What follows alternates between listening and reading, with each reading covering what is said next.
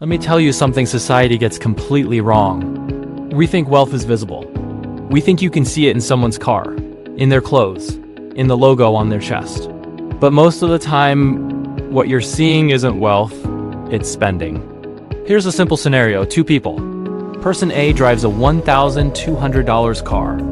It's not impressive, no one turns their head. But they have $800,000 invested. No consumer debt. Assets growing quietly every year. Person B drives a $50,000 car. Leather seats. Big screen. Looks successful, but it's financed. Monthly payments. No investments, no ownership. Society looks at person B and says, that's success. But who is actually wealthy? This is what society gets wrong. We've been trained to confuse image with ownership. But here's a rule that can change your financial life. Assets put money in your pocket. Liabilities take money out of your pocket. It's that simple.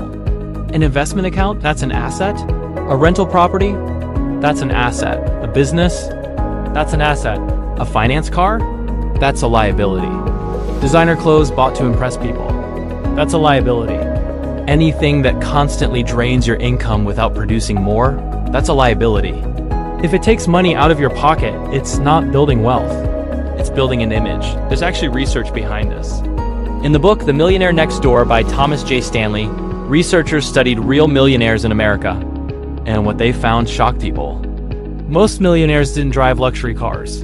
They didn't wear flashy brands. They didn't live in the most expensive neighborhoods. They lived below their means. They invested consistently. They focused on assets, not appearances. In other words, the people who actually had money often didn't look like they had money. That alone should make you question everything society tells you about success. Now let's talk about mindset. A scarcity mindset focuses on status. It asks, how do I look compared to others? An abundance mindset asks, what produces income? One is obsessed with perception. The other is obsessed with production. That's a completely different way of thinking. Why do people care what car you drive? Because humans evolved to measure status inside tribes. Today, cars replaced armor. Brands replace social rank.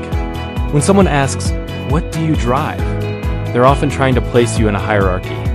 But here's what you need to understand. Not everyone giving you opinions understands money. Not everyone judging your car understands assets. Not everyone laughing at your old clothes understands compounding. And if you build your financial life based on the opinions of people who don't understand wealth, you'll stay stuck trying to impress them.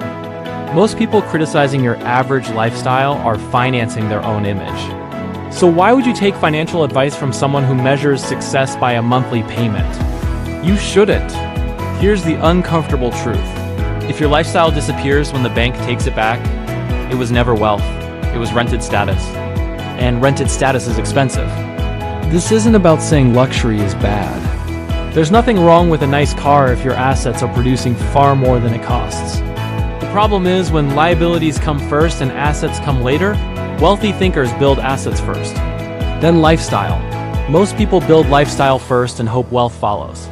It rarely does. And here's the final mindset shift. Stop caring what people think about your car. Stop caring what they say about your clothes. Stop trying to look successful. Because the loudest opinions often come from people who don't understand what real wealth looks like. Real wealth is quiet. It grows in the background. It compounds. It doesn't need applause. Looking rich impresses strangers. Assets buy freedom. And freedom doesn't care what anyone thinks. That's what society gets wrong.